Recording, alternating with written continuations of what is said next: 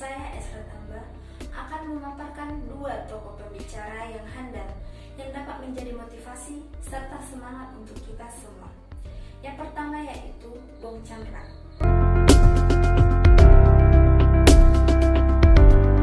Bong Chandra adalah seorang pria kelahiran Jakarta 25 Oktober 1987. Beliau adalah anak kedua dari 3 bersaudara. Ayahnya bernama Aditya dan ibunya bernama Bong Sumo. Menjadi motivator bukanlah cita-cita Bong Chandra saat kecil, tetapi kehidupan serta latar belakangnya lah yang menjadi motivasi nyatanya dan terbesarnya dalam menjalani kehidupan. Bermula dari krisis ekonomi 1998, keluarga Bong Chandra mengalami keterpurukan ekonomi. Pabrik milik ayahnya harus ditutup karena gulung tikar.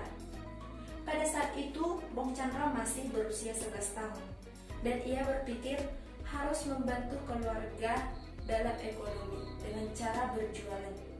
Berjualan ini dilakoninya sampai saat dia kuliah.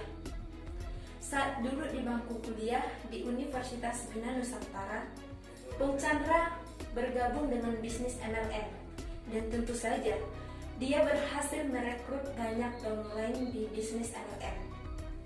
Setelah 8 bulan bergabung di bisnis MLM, perusahaan mengirimkannya untuk melebarkan sayap di Brunei Darussalam dan di Filipina. Dan perusahaan sejak saat itu mempercayakan Bong Chandra sebagai pembicara di saat pertemuan-pertemuan perusahaan. Selama setahun sebagai pembicara, Bong Chandra menyadari passion yang ada dalam dirinya dan ia bermimpi untuk menjadi seorang motivator. Tahun 2008, ia keluar dari bisnis MLM dan belajar menjadi seorang motivator. 1 tahun dalam dunia seminar, nama Bong Chandra mulai dikenal publik secara perlahan. Seminar yang diadakannya dihadiri oleh ribuan orang dan ia telah berhasil memberikan motivasi kepada lebih dari 2 juta orang. Ia memberikan motivasi kepada karyawan perusahaan terbesar di dunia. Ia diundang juga oleh BRI, Mandiri, Peninbank, Gramedia, Prudential, dan lain sebagainya. Tahun 2010, ia mendapat penghargaan dan gelar sebagai motivator termuda se-Asia. Dan pada tahun 2010 juga, ia meluncurkan buku yang berjudul Unlimited Wealth. Dan pada tahun 2011, ia meluncurkan buku keduanya yang berjudul The Science of Luck.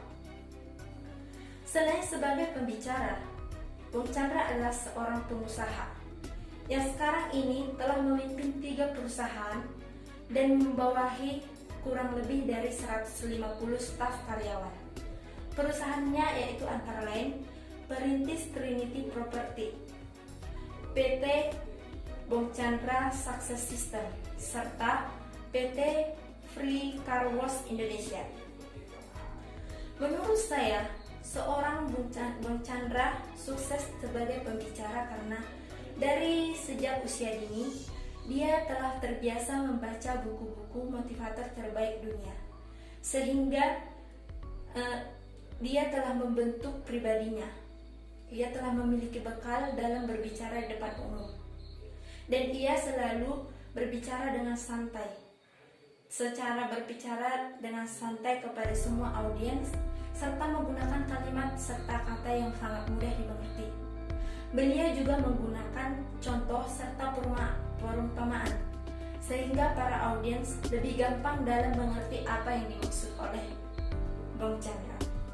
Tokoh yang kedua adalah Mary Riana. Tentu banyak di antara kita yang sudah mengenal sosok Mary Riana. Mary Riana lahir di Jakarta tanggal 29 Mei 1980 dari pasangan Insinyur Suwanto Sostro Saputro dan Linda Sanian. Mary tumbuh dan berkembang di keluarga sederhana keturunan Tionghoa. Tetapi ketidaknyamanan akibat kerusuhan 1998 menyebabkan Mary Riana harus berkuliah di Singapura untuk menghindari hal-hal yang tidak diinginkan. Tahun 1998, Mary Riana belajar di bangku kuliah jurusan Electrical and Electronics Engineering di Nanyang Technological University atau NTU. Karena bekal dana yang kurang memadai, Mary Riana harus meminjam dana dari pemerintah Singapura sebesar 40.000 dolar Singapura dan harus melunasinya setelah lulus kuliah dan bekerja. Mengingat itu, Mary Riana harus hidup dengan hemat dan hidup yang memprihatinkan. Hidup yang memprihatinkan inilah yang menjadi dorongan untuk Mary Riana untuk memperoleh penghasilan lewat membagikan brosur, menjaga toko, pelayan buket, dan lain sebagainya. Tetapi hal tersebut disadari Mary Riana tidak akan mengubah hidupnya. Maka tahun kedua kuliah, Mary Riana bermimpi untuk terjun ke dalam dunia bisnis.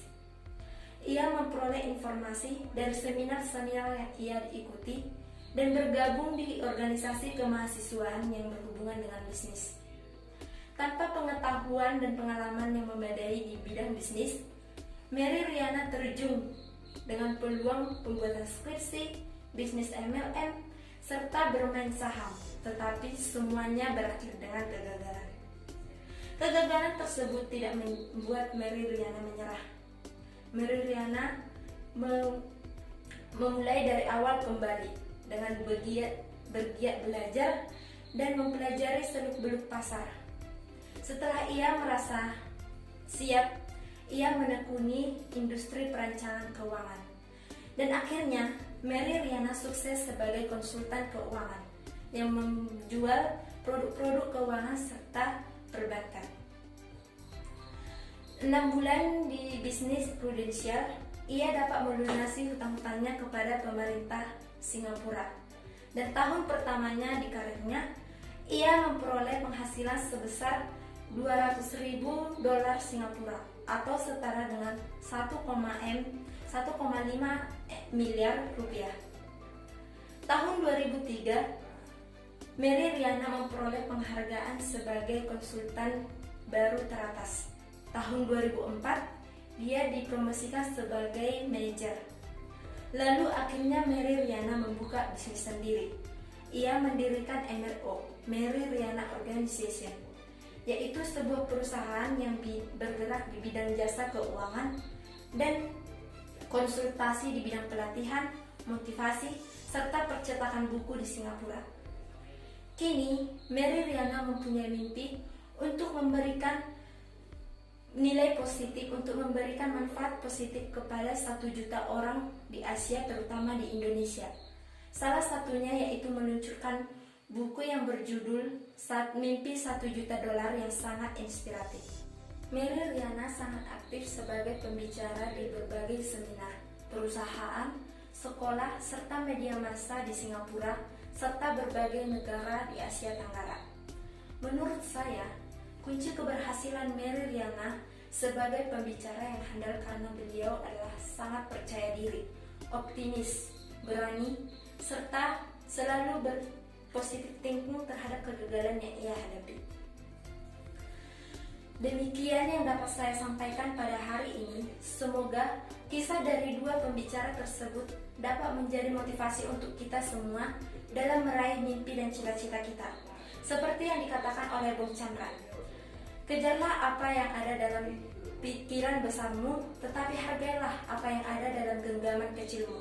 Sebab Mary Riana berkata, jangan remehkan hal-hal yang kecil, karena hal-hal yang besar dapat dicapai jika hal-hal kecil tersebut telah dicapai.